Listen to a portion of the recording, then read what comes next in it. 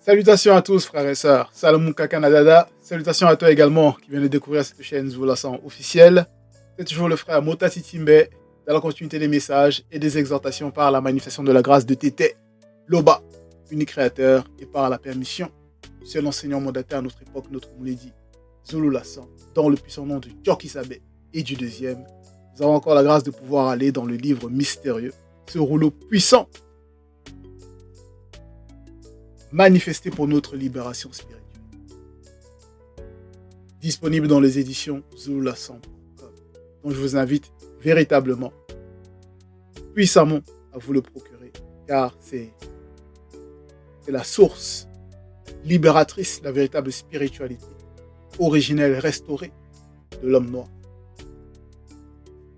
Donc, nous allons lire dans le livre d'un patriarche qui a marqué son époque. C'est celui dont ils ont falsifié le nom dans les bibliothèques classiques en lui donnant le faux nom de Salomon. Mais son véritable nom, c'est Mon, car il était noir. Comme tous les patriarches, les matriarches, les prophètes, les prophétesses, les apôtres, étaient tous des noirs, car la spiritualité, c'est une question de race. Donc, sans plus tarder, nous allons lire dans le livre de Bialaba Mounia. Donc, c'est les proverbes, vous voyez, dont ils ont trafiqué dans les bibliothèques classiques, ils ont changé le nom. Mais le véritable nom, c'est Bialaba Mounia. Ce sont des paroles de sagesse, car le titre même de ce livre, c'est La sagesse, avec S majuscule. Nous savons que Mon, il a reçu beaucoup de l'entité de sagesse, un des fruits de l'entité de sagesse. Et il a beaucoup œuvré par rapport à éclairer également ceux de son époque, mais à travers les écrits qu'il nous a légués, ces formidables écrits, ces formidables conseils. Donc, Malia Mambale, qui nous a donné, à travers les époques, des millions d'années, et nous avons la grâce de pouvoir encore, de pouvoir lire, de pouvoir encore lire, depuis même la manifestation donc du livre mystérieux, donc de lire, de revenir sur des points pour encore être mieux éclairé, car on reçoit des exhortations, et le verbe permet qu'on puisse revenir afin d'aller plus en profondeur. Parce qu'il peut y avoir eu donc des manquements, mais le verbe manifeste la grâce afin de nous consolider davantage. C'est la manifestation de l'amour, avec A majuscule. Donc, chapitre 15, donc de Bialaba Mounia, chapitre 15, du verset 1 jusqu'au verset 18. C'est collection de proverbes sur la vie morale. Ici, entre parenthèses, donc sixième partie, donc 6. Donc d'autres pourraient dire des tomes 6 ou voilà, chapitre 6. Voilà. Hein, et Passimutoba. Donc la vie morale. Et on sait que derrière la vie morale, elle est alimentée par la loi morale, qui est naturellement donc inscrite. Donc c'est par rapport à l'âme déjà. L'âme qui est le corps intermédiaire, la dimension du lien. Corps de désir et corps émotionnel. Donc ces désirs et ces émotions sont liés à une loi qui a été manifestée, à un code qui a déjà été inscrit. Et en cela, il faut avoir une bonne moralité, selon le verbe, donc selon cette loi, pour que notre vie morale reflète la véritable spiritualité. Donc dans nos pensées, dans nos consciences, dans voilà, nos désirs, nos émotions, voilà, tout ça. Au verset 1, Mon, le sage connu, il dit: une réponse douce calme la fureur, virgule. En effet, on peut recevoir une parole, quelqu'un peut manifester un acte, il peut y avoir une situation, et où on peut constater que quelqu'un est dans un état de fureur. Ça peut être dans le couple, voilà, un homme et sa femme. L'homme il rentre du travail, on va prendre l'exemple, il rentre du travail. Au travail, ça s'est pas bien passé. Voilà, comme ils aiment dire dans le monde, les gens l'ont gonflé, bon, voilà, hein, dans leurs expressions. Mais il rentre et puis là, il voit sa femme et sa femme, voilà, elle a aussi passé sa journée, elle a peut-être pris soin, elle a pris soin de la maison, elle s'est occupée des enfants, etc. Et puis lui, il arrive et il est, on va dire, furieux. Ça peut être le cas inverse hein, également. Bon, voilà, par rapport à la situation. Et elle va lui poser une question où il y a, voilà, elle va lui répondre. Elle va lui répondre.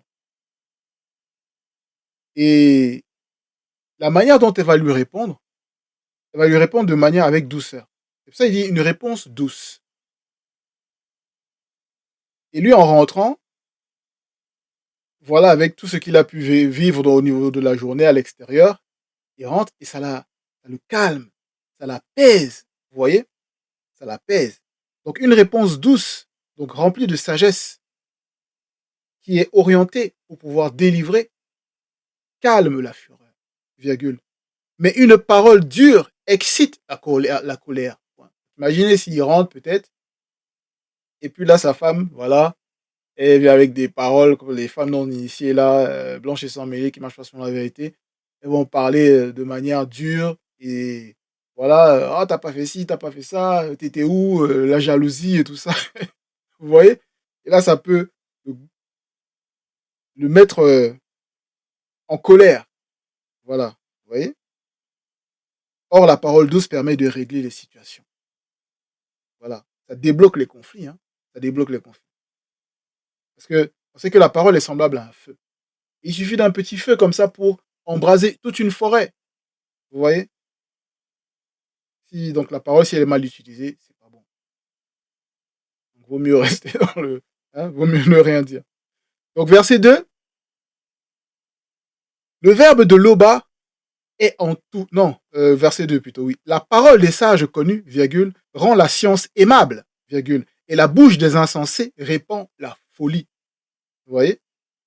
Point. Parce que la parole du sage connu, on a juste à comparer, on voit les paroles de notre Mouledi. Les enseignements qu'il nous donne, ces enseignements nous captivent, c'est-à-dire ça nous, euh, ça nous éveille, ça nous éclaire et ça nous pousse à aimer la vérité, à vouloir connaître davantage la spiritualité, l'origine des choses. Vous voyez, la science, c'est cette science-là, ça nous pousse à aimer cette science, la science spirituelle, virgule. Et la bouche des insensés répand la folie. Ouais, donc ils vont toujours ceux qui ne marchent pas selon la vérité.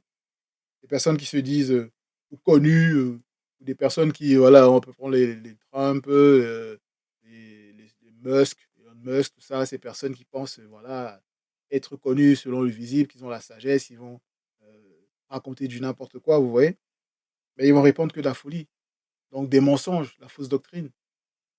D'autres qui pensent qu'ils peuvent envoyer des fusées avec Star X ou Star, je sais plus, je sais pas quoi, hein, dans l'espace, vous voyez, alors qu'ils savent que c'est impossible, vous voyez, donc il répond la folie. Il répond la folie. Au verset 3, il est dit, le verbe de Loba est en tout lieu, virgule, observant les méchants et les bons.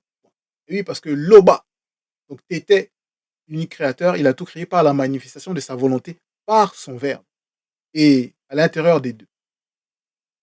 En cela, tout ce qui est créé ne peut pas échapper au regard perçant, au contrôle du verbe. Ne peut pas échapper.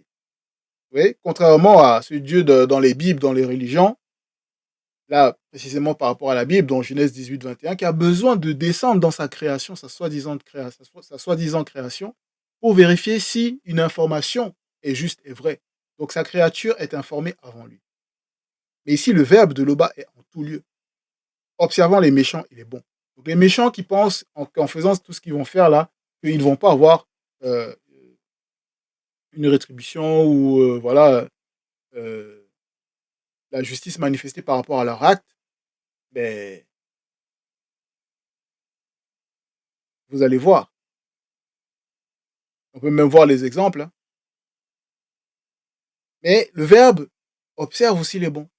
Donc toi qui marches selon la vérité, toi qui t'efforces à manifester de bonnes œuvres, de bonnes pratiques, de bonnes actions, le verbe t'observe et ta récompense également se manifeste et se manifeste. Au verset 4, une parole réconfortante selon le verbe est comme un fruit donné par l'entité connue sous le nom de l'arbre de vie, virgule, le principe substantiel des vies avec V majuscule, point virgule, une parole cruelle est démoralisante. Donc là, on voit que c'est vraiment, c'est puissant. L'impact de la parole selon la vérité avec douceur, une parole qui réconforte. C'est comparé ici à un fruit. Est-ce qu'on imagine? C'est comparé à un fruit issu de l'arbre de vie. Et on sait qui est, bon, derrière l'arbre de vie, c'est une entité, c'est l'entité qui permet qu'on ait longué la buindia, la vie. C'est-à-dire que dans nos paroles, dans nos actes, dans les paroles qu'on amène, qu'on veut diffuser pour toucher les autres, il faut qu'il y ait du réconfort. Et dans ce réconfort-là, il y a la vie. Donc, le verbe nous réconforte. Or, une parole cruelle est démoralisante. Parce qu'il y a des personnes, vous voyez, ils vont insulter, ils vont dénigrer, oh, toi, tu sais pas faire ci, toi, oui, voilà, tu sers à rien, et tout ça, vous voyez ces paroles. Et dans des situations, comme on peut voir même au niveau de l'actualité, des personnes au travail, des personnes, ils ont la pression, des personnes, n'arrivent pas à gérer ça en fonction de leur nature, voilà, de leur capacité émotionnelle, spirituelle et tout ça, vous voyez. Et bien, ça peut pousser même des personnes à commettre euh, l'aberration qu'est le suicide, à se suicider, vous voyez. Donc, c'est vraiment important. Donc, il faut savoir choisir et savoir utiliser, savoir bien parler, utiliser les bons mots, discerner le moment où il faut manifester tel mot, toujours avec douceur, pour réconforter. Au verset 5, l'insensé méprise l'instruction de son père, virgule. Mais celui qui accepte les réprimandes agit avec prudence, point. Parce que l'insensé, qui méprise l'instruction de son père, ben, il va contre le droit d'aînesse. Il ne respecte pas déjà sa source, vous voyez. Et le fait de ne pas respecter sa source, tu vas te respecter comment si tu ne respectes pas sa source? Bon, après maintenant, si il n'est pas question ici d'un père qui, euh, qui fait n'importe quoi, etc. Vous voyez, qui va donner des mauvaises instructions, et puis voilà, ça, il ne faut pas accepter. Ici, c'est selon la vérité, les paroles du sage connu. Donc, il faut, il faut faire attention aux instructions que l'on reçoit. C'est pour ça que Monmon il dit, mais celui qui accepte les réprimandes agit avec prudence. Parce que celui qui accepte les réprimandes, il aime être corrigé. Il aime se sentir, bon, être corrigé, oui, et se sentir dans le droit chemin, et être dans le droit chemin, afin de ne pas euh, être égaré, tout simplement, afin de ne pas commettre une faute. Et ça, c'est des choses que, bien des fois, souvent, ce qui est dommage, qu'on peut encore retrouver dans notre cheminement, au bout de beaucoup d'expériences et d'années, dans le verbe. Donc là, c'est un rappel encore, à entrer davantage dans la sagesse, à transcender notre conscience, parce que nous vivons une véritable époque de réconciliation. L'être qui est parmi nous, l'être supérieur qui est parmi nous, il est là pour nous libérer. Il combat pour nous. Et on doit être conscient de ça. Et ne jamais l'oublier. Et c'est ce que les démons, ils veulent pas, qu'on soit conscient constamment de ça. Donc celui qui accepte les réprimandes, donc il agit avec prudence, donc il se prépare. Il se garde donc, pour pouvoir reproduire, pour ne pas reproduire le mal. Donc il se garde afin d'être bien. Donc il faut se protéger. Verset 6, quelqu'un qui agit selon le verbe a, non, oui, quelqu'un qui agit bien selon le verbe a une maison pleine de richesses spirituelles. Voilà. Donc la maison ici, donc ça peut être un temple, ça peut être comparé au corps, le corps, donc un temple, une demeure, et c'est rempli de richesses. Et on sait que les richesses spirituelles, c'est les enseignements.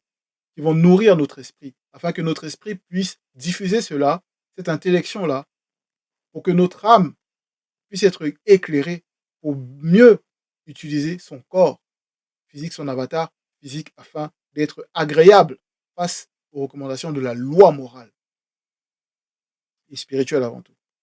Dans cela, celui qui agit bien, donc, quelqu'un qui agit bien, selon le verbe, a une maison pleine de richesses spirituelles. Donc son esprit est comblé. Et son âme se réjouit des fruits issus du Mundi Musangi. Mais l'homme mauvais attire le malheur sur ses biens, donc sur ce qu'il possède. Parce que l'homme mauvais, il va agir, il va essayer d'exploiter les autres, il va toujours essayer de faire du détournement, de toutes ces choses-là. C'est un arrogant, il agit avec arrogance, avec orgueil, vous voyez?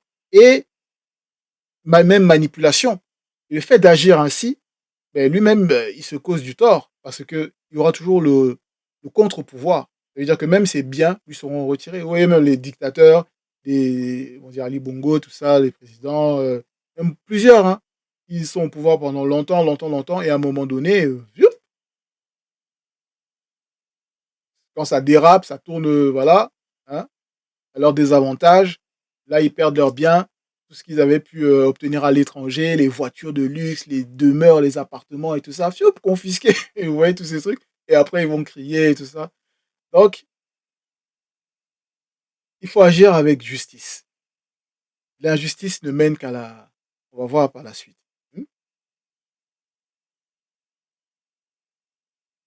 Donc, au verset 7, il est dit, les paroles des sages connus répandent la science, virgule. Effectivement, parce que quand on lit même par rapport à Bialaba Mounia, dans Kalata Dimsi, Kalata Mbale, les rouleaux qu'on a, ces paroles, c'est la science qui est répandue.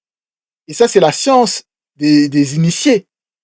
Cette science que le monde occulte voulait éteindre, effacer, afin que nous, les descendants, à cette époque, bien qu'on sait que cette époque est déjà passée, mais dans notre présent, dont nous sommes conscients, ils ne veulent pas qu'on soit conscient de cette science-là. Parce que dans cette science, c'est la connaissance qui nous permet de transcender notre conscience dans la vérité.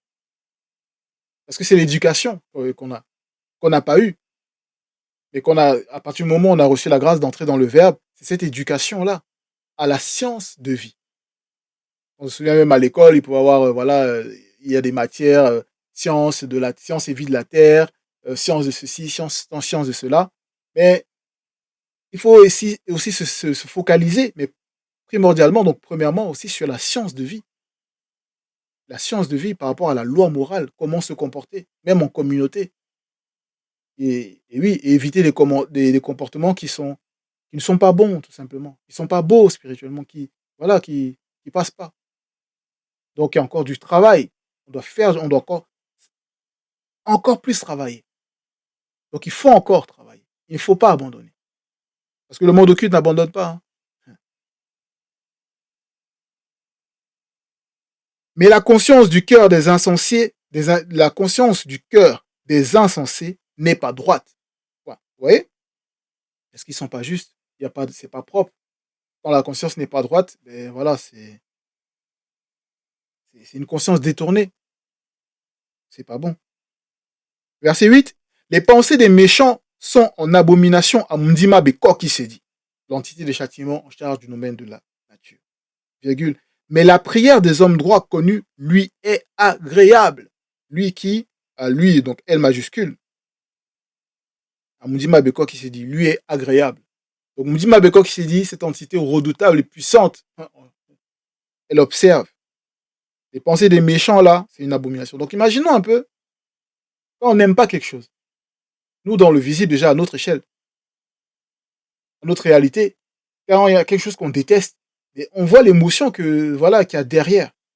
Pourquoi que Mundima Beko qui s'est dit est au-delà voilà, de nos émotions. C'est une entité.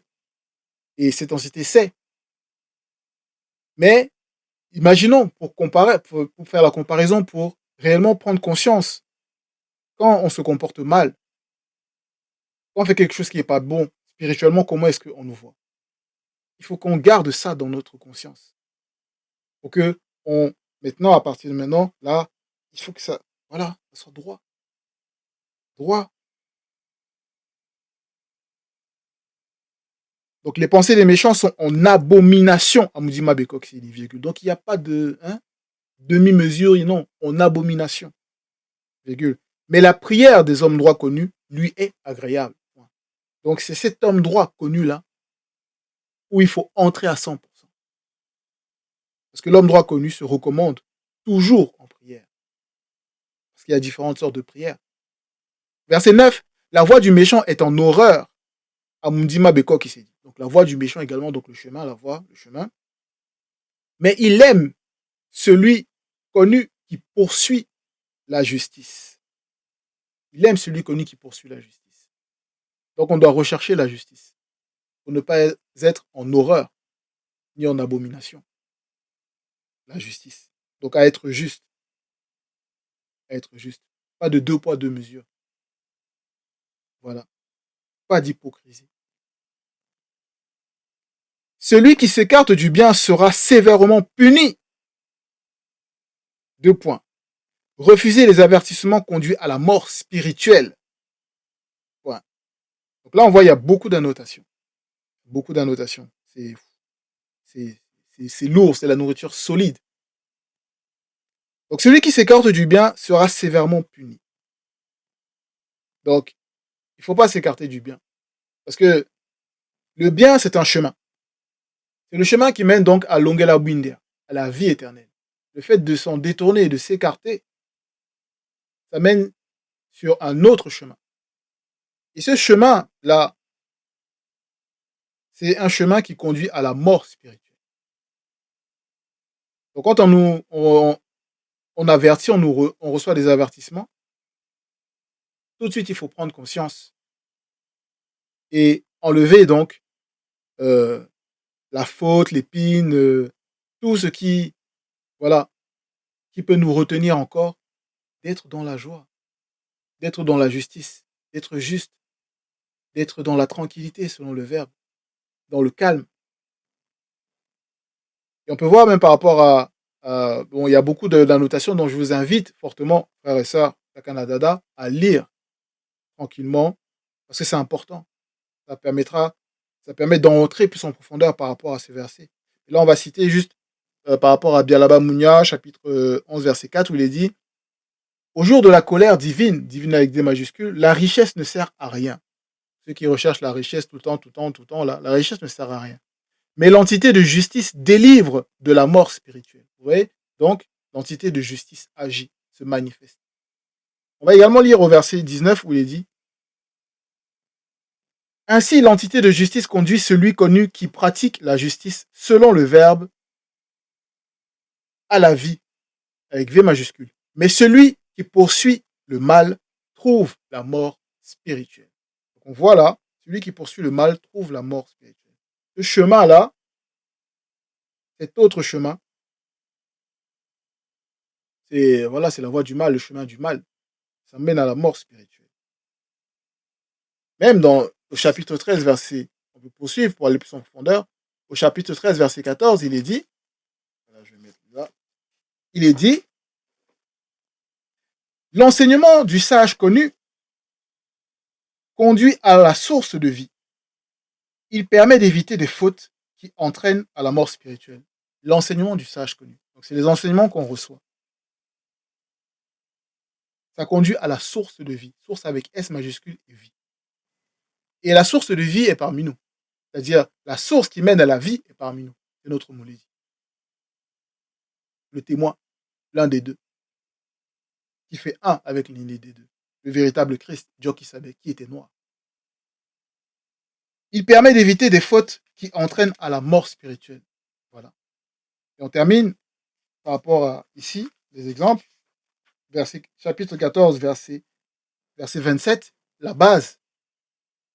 La crainte du respect qui est dû à l'Oba est le chemin qui mène à la source de vie pour détourner des pièges de la mort spirituelle. Pour détourner des pièges de la mort spirituelle. Donc on voit que il y a bon, l'enseignement du sage connu, il y a l'action de l'entité de justice et il y a le fait de manifester la crainte du respect qui est due à l'Oba. C'est la base. Parce que en manifestant la crainte du respect qui est dû à l'Oba, c'est le commencement de la sagesse. Donc, ceux qui se disent sages et qui n'ont pas la crainte du respect qui est dû à l'Oba, qui sont dans les religions, dans les formes de spiritualité, mais si vous pensez être sage, vous n'êtes pas des sages connus, ça veut dire que votre sagesse, là, il y a la corruption dedans. Hmm? Donc, faites attention. Donc, on poursuit au verset 11 où il est dit l'Oba sait. L'Oba sait. Oui. Entre parenthèses, il est même au-delà du savoir. Ferme la parenthèse parce qu'il n'est pas limité. Quand ici il est écrit, quand Molman ici nous dit l'Oba sait, c'est pour que c'est par rapport à notre conscience, afin qu'on puisse comprendre. Parce que même dans le fait de l'Oba sait, le fait de savoir là, il y a une entité qui nous permet d'être conscient que l'Oba est au-delà du savoir. Vous voyez? Il sait ce qui se passe même au fond du monde des ténèbres, point virgule, à plus forte raison connaît-il toutes les pensées de l'homme. Donc il n'y a aucune pensée qui ne peut échapper, hein, ou dans l'Oba. Donc tu étais, ne sache, déjà, parce qu'il a tout créé par la manifestation de sa volonté, par son verbe. Donc, derrière chaque chose, on sait qu'il y a un mundi. Et derrière chaque chose, il y a la loi spirituelle, il y a la loi, il y a la loi morale et il y a la loi physique. Et ces lois-là ont été manifestées, créées donc par l'Oba, par la manifestation de sa volonté, donc par son verbe. Donc le verbe, on a vu que le verbe déjà, il sait tout, il voit tout, même des méchants et des bons. Mais combien de fois donc tu étais l'Oba qui est unique créateur? Oui. Si on revient encore même par rapport à l'exemple des Bibles classiques, ce Dieu-là, hein, qui se répand d'avoir créé l'homme dans Genèse 6, il se répand d'avoir fait l'homme à son image. Ouh, vous voyez? Donc, il se répand. Ça veut dire qu'il est limité, il ne sait pas tout. Il ne connaissait pas la profondeur de cet être que, soi-disant, il a créé. Oh, dis donc. Comment tu as, si on prend l'exemple d'un téléphone, tu vas manifester le téléphone. Si c'est toi qui as créé le téléphone, on va dire, prendre l'exemple, on va dire conçu ce téléphone. Et tu connais tous les composants qui sont à l'intérieur. Tu sais comment tous les composants y réagissent. Tu connais le code qui a été manifesté pour que le téléphone fonctionne. Ouais. Donc logiquement, tu ne devrais pas être limité à te dire ah ben tu as fini la conception et là tu te rends compte oh non il y a un défaut là ah mince faut changer le processeur, il faut changer l'écran, il faut changer ouais donc Tété il sait tout donc Loba sait. Au verset 12 il est dit l'arrogant n'aime pas les critiques point virgule il ne consulte jamais les sages. Donc l'arrogant ici les critiques parce que non les critiques selon la vérité les critiques constructives pour te faire voilà mais l'arrogant même les critiques il n'aime pas. Tu vas venir critiquer là il va s'énerver il va se fâcher. Parce qu'il est buté, il est dans son mindset corrompu là, il ne veut pas. Il ne veut pas changer. Vous voyez? C'est-à-dire que il va faire des plans, il va essayer de monter le business, il veut lancer la marque, il veut lancer tel projet, il veut lancer, oui, mais il ne veut pas faire l'étude de marché, faire des études comparatives, euh, étudier la concurrence, voir si vraiment son idée est viable, valable, comment est-ce qu'il va ouais, mettre ça en place. Non, il ne veut pas. Ou elle ne veut pas. Vous voyez? Donc, ils ne consultent jamais les sages. Parce que les sages, ben, c'est ceux qui ont plus d'expérience par rapport à tel domaine, qui vont t'aider à pouvoir grandir. Verset 13. La joie au cœur épanouit le visage. Le démon de la peine provoque la mauvaise humeur. Point. Donc, hey, vraiment. Des fois, il y a des passages qu'on peut lire dans Kalatambalé, mais on lit, mais vraiment, des fois, même moi-même, je me pose la question, mais tu lis, mais tu as lu, c'est passé là comme ça, dans la conscience, tu as réfléchi, mais hein, qu'est-ce qui se passe? Parce qu'il y a des moments, on peut passer par des formes de tristesse, Et on se demande, mais attends, mais qu'est-ce qui fait en sorte qu'on soit dans cet état? Et on peut se poser des questions, mais voilà, mais qu'est-ce qui s'est passé et tout et tout et tout. Alors que c'est déjà écrit, hein. C'est là, hein. La joie au cœur épanouit le visage. Parce que le visage, c'est comme le reflet de la conscience du cœur. Et oui, de ce qui se passe, de l'émotion. Ça se reflète sur le visage, ça se dégage. Et en cela, derrière, ici, Monmon, il nous révèle que c'est le démon de la peine qui provoque la mauvaise humeur. Oui. Donc, mes frères et sœurs, donc là, on sait, hein. Parce qu'il y a mauvaise humeur et après tu peux avoir une humeur, tu es un peu fatigué et puis voilà, tu es soit te réveiller, soit, voilà, tu es dans une forme d'humeur. Après la mauvaise humeur là vraiment c'est vouloir le mal, c'est avoir des mauvaises pensées, c'est tous ces trucs là, hein. Vous voyez? Donc faisons attention, faisons attention. Donc il nous est dit, quand on vient dans la chambre haute, on doit être, voilà, dans la bonne humeur. Bon. Verset 14: qui a l'esprit sage désire s'instruire, virgule, tandis que la bouche des hommes stupides se nourrit de folie. Point. Donc, qui a l'esprit sage? Donc là, ici, c'est l'esprit sage. Donc, qui a la crainte du respect qui est due à l'Oba? L'esprit sage désire s'instruire. Donc, il recherche à être averti, à être éclairé, à s'instruire, afin d'être agréable devant les lois du Verbe de Tété, devant les initiés, dans l'assemblée des initiés, dans Ebassi. Donc c'est très important. Tandis que la bouche des hommes stupides se nourrit de folie. Et c'est quoi cette nourriture? Ben, c'est les religions, c'est les mensonges, c'est les fausses doctrines, c'est les dieux m'a dit. C'est les gens qui pensent que le monde est arrivé il y a de cela 16 milliards d'années, que la Lune a été manifestée, c'est-à-dire est issue de la collision de rochers, et après ça a formé un cercle, où voilà, après c'était un rocher en fusion, et après l'eau, la vapeur a fait que, et après ça orbite comme ça, oui voilà. Que, non, arrêtez, arrêtez. Tout est révélé. Même Mon, là, dans son livre, il révèle la création. Euh, comment le soleil a été manifesté, comment la lune mystérieuse a été manifestée, donc créée, comment les étoiles, et comment derrière même, il y a des entités derrière les moi, dont les démons veulent usurper, et ont usurpé, euh, voilà, pour que les non-initiés, les blancs et les améliés puissent manifester des fêtes occultes pour les honorer. Tout ça là, cette abomination. Mais derrière, vous voyez, chaque mois, il y a des entités en charge de chaque mois, de chaque saison. Bon, voilà. C'était la parenthèse. Donc on poursuit au verset 15, il dit: le malheureux vit sans cesse dans la peine. Point. L'homme heureux vit dans une fête continuelle. Point. En parlant même, quand je disais même par rapport dans la parenthèse, par rapport aux fêtes, c'est-à-dire par rapport aux entités des saisons, aux entités derrière les mois, mais les initiés, à chaque période, mais ils célébraient. Ils célébraient, ils sont toujours dans la réjouissance.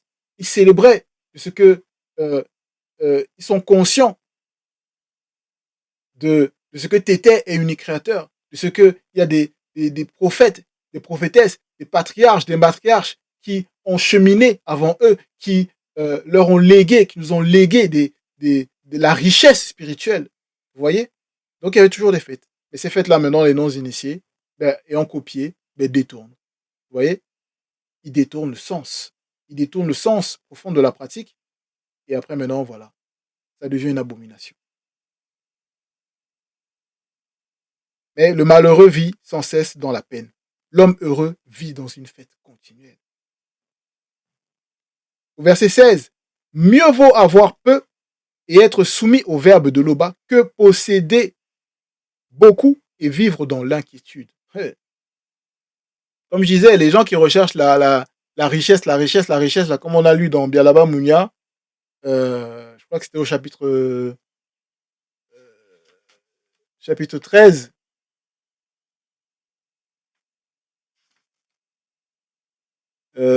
chapitre 11, je vais regarder. Bon, par rapport à la richesse, comme j'ai lu par rapport à la richesse, les personnes qui recherchent la richesse, là, faut faire attention, hein. Parce que s'il est dit, mieux vaut avoir peu. Peu, hein. C'est pas dit rien, mais peu. Et être soumis au verbe de Loba que posséder beaucoup et vivre dans l'inquiétude. Et ici, on voit même par rapport au patriarche et Sombé, un des apôtres de Djokisabé, après le départ de Djokisabé, du visible, donc le véritable Christ qui était noir. Donc Essambé, donc le véritable Paul dont ils vont trafiquer en disant Paul dans les bibliothèques classiques, dans son livre, chapitre 23, verset 3, il est dit, ici il parle de l'amour véritable, l'amour de la vérité. Il dit, si même je distribue tous mes biens aux pauvres, entre parenthèses, car moi, Essambé, je devins extrêmement riche en argent et en or, tout comme l'était Djokisabé. Et les apôtres, et les autres apôtres, ferme la parenthèse, virgule, si je n'ai pas l'amour de la vérité, virgule, cela ne me sert à rien. Donc, rechercher la richesse, vouloir être riche, c'est une chose, c'est pas interdit. Mais si dans cette recherche de la richesse, de l'épanouissement, il n'y a pas l'amour selon la vérité, c'est une perte de temps. Et c'est rempli d'inquiétude. Oh, le business, comment ça va fonctionner? Oh, c'est quoi le cours de la bourse? Mais si je reçois un message où le sponsor, il veut plus sponsoriser, ah non, les avantages perdus, la, hein? Le business est fermé. Comment? Qu'est-ce qui se passe? L'inquiétude. Tu dors la nuit, tu te réveilles, tu n'arrives même pas à bien dormir parce que, mais tu es riche alors pourquoi? Tu as cette richesse pourquoi? Ça te sert à quoi d'être riche et d'être dans l'inquiétude? Hein? Pose-toi bien cette question. Bon. Au verset 17, il est dit, mieux vaut un plat de légumes préparé avec amour qu'une viande savoureuse assaisonnée de haine. Oui, eh oui. Mieux vaut se nourrir avec amour, hein, de recevoir avec amour, de, d'accepter les enseignements de la vérité avec amour, de cette réjouissance véritable, que de se détourner et d'aller se nourrir dans les religions qui sont toutes fausses, les mensonges, l'hypocrisie qui souillent l'esprit.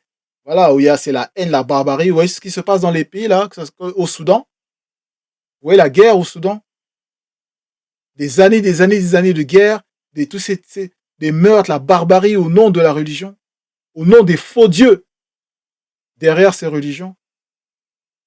Bon, mieux vaut un plat de légumes préparé, parce que là, les légumes, vous voyez, c'est voilà, les légumes, ça fait du bien, un bon plat de ndolé avec, voilà, que ça peut être des épinards, pour ceux qui aiment les épinards, mais le ndolé, et puis voilà, bien assaisonné avec le bobolo, assaisonné avec le bobolo, des crevettes et tout, tu manges ça bien, tu es tranquille, tu es, voilà, dans la réjouissance de ce que le verbe de l'Oba permet que tu puisses avoir ça, tu es dans la reconnaissance, tu es tranquille.